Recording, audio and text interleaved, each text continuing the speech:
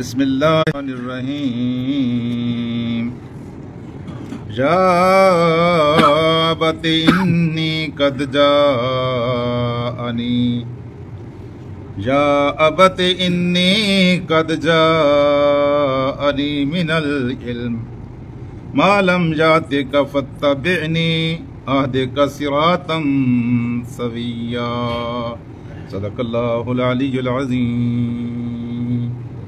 رفقائے گرامی، ایک انسان گندگی میں لتڑا ہوا ہو، اس کا دامن، اس کا وجود، اس کا جسم گندگی سے آلودہ ہو، اور وہ کسی دریا کے کنارے پر کھڑا ہو کر اگر دریا سے سوال کرے کہ میں اگر تیرے اندر اتروں تو کیا تو میری گندگی کو اتار دے گا؟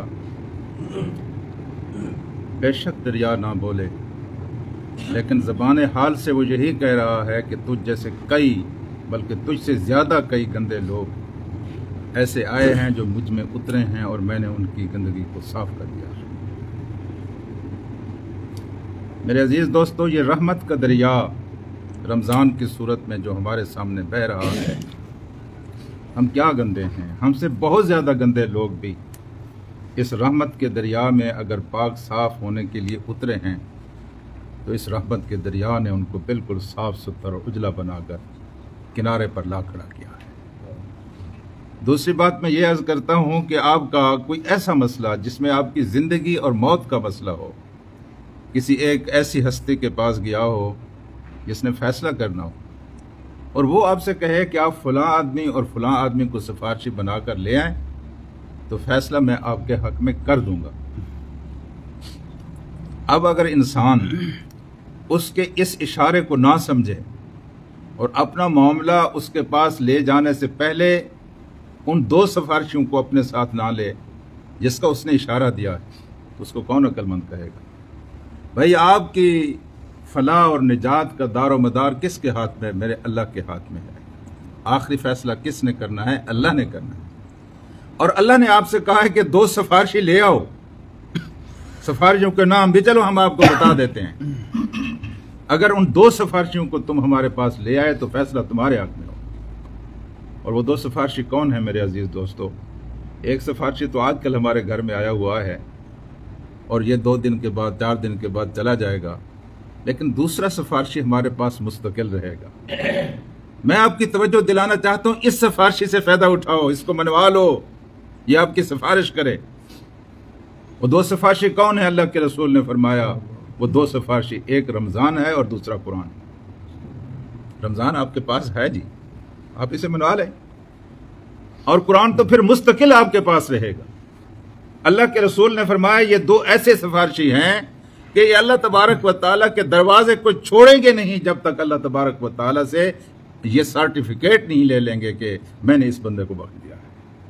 یہ ایسے سفارشی ہیں جو اللہ پاک نے آپ کو عطا کیے ہیں۔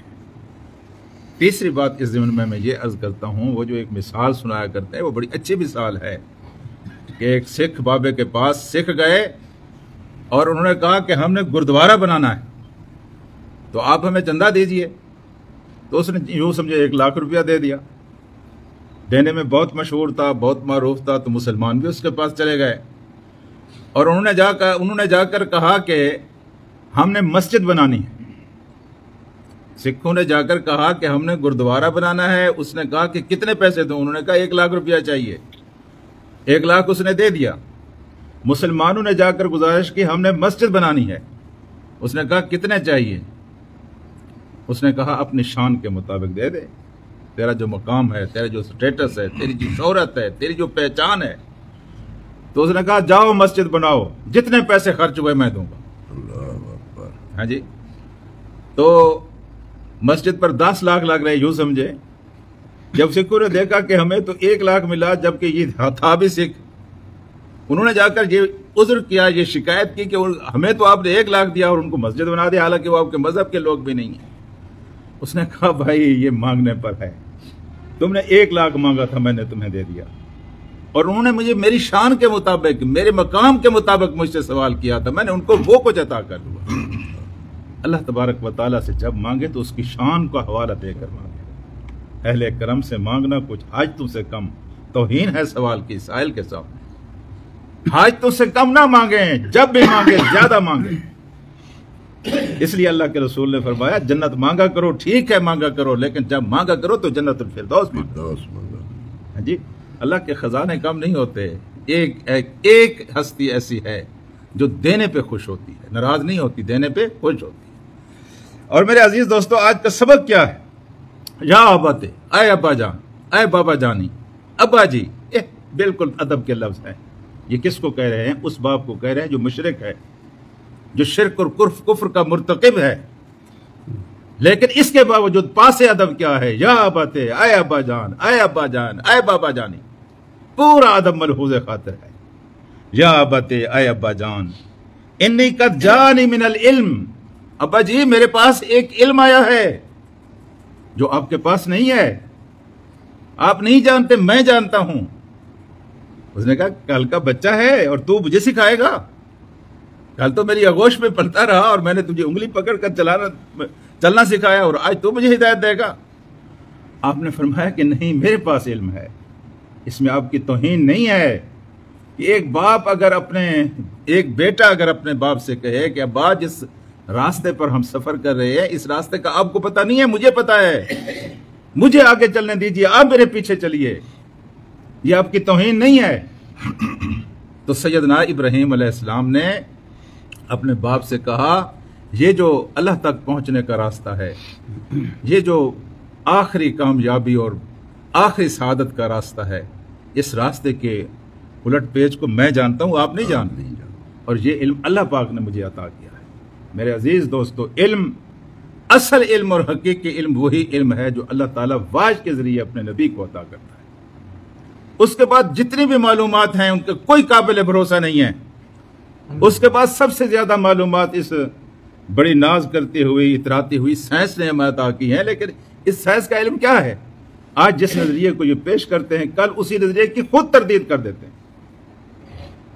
ایک نظریہ آج پیش کرتے ہیں، خود سائنس اس کی آگے چل کر تردید کر دیتی ہے۔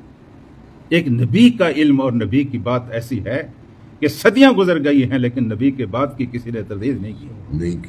تو پتہ کیا چلا کہ علم صرف ایک علم ہے، اور وہ علم کون سا علم ہے؟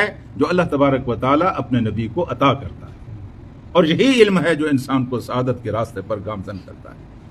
تو اللہ نے مجھے علم عطا کیا ہے، اور یہ روایت ہے یہ ہماری روایت ہے، صرف سیدنا ابراہیم علیہ السلام نے نہیں کیا، محمد رسول اللہ صلی اللہ علیہ وسلم نے نہیں کیا۔ جب آپ نے اپنے خاندان کے لوگوں کو اکٹھا کیا اور ایک ایک کر کے قبیلے کا نام لیا، آپ بھی آ جاؤ، آپ بھی آ جاؤ، آپ بھی آ جاؤ، کوئی قابل ذکر قبیلہ ایسا نہیں تھا جس کو آپ نے نہ بلایا۔ یہ سب نے سنا ہوا ہے کہ پہاڑ کی چوٹی پر پھر آپ نے فرمایا کہ اگر میں تمہیں کہوں کہ پہاڑ کے اس پار ایک لشکر تم پر حملہ آور ہونے والا ہے، کیا کہو گے؟ انہوں نے کہا کبھی آپ پر جھوٹ کا تجربہ نہیں کیا، اس لیے جو آپ کہیں گے صحیح کہیں گے، سچ کہیں گے۔ تو آپ نے فرمایا پھر میں تمہیں اللہ تبارک و تعالیٰ کے عذاب سے ڈراتا ہوں۔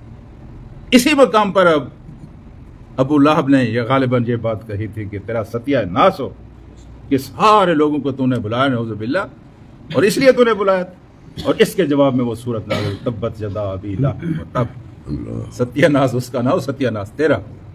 ہاں جی، وہ تو تمہیں نجات کا راستہ دکھا رہا تھا۔ تو میرے عزیز دوستو، اسی طرح حضور کریم صلی اللہ علیہ وسلم نے اپنے رشتہ داروں کی دعوت کی، اور جس دعوت میں حضرت علی نے کہا تھا کہ میری ٹانگیں کمزور ہیں اور میری آنکھوں میں اشوب چشم اترا ہوا ہے، ان میں سے کوئی اگر آپ کے ساتھ نہیں کھڑا ہو رہا تو میں آپ کے ساتھ کھڑا ہوں گا۔ ہاں جی، تو بچوں میں ایمان لانے والوں میں سب سے پہلا نمبر انہوں نے حاصل کیا۔ تو میرے عزیز دوستو اور ساتھیو، بڑوں کو بڑے ہیں لیکن اگر ان کے پاس ہدایت نہیں ہے تو بچپن میں جو احسان انہوں نے آپ کے اوپر کیا ہے، اس احسان کے بدلہ دینے کی یہی ایک صورت ہے کہ ان کو سیدھے راستے پر لگائیں، ان کو جہنم کے راستے پر دوڑنے کے لیے تنہا نہ چھوڑ دیں۔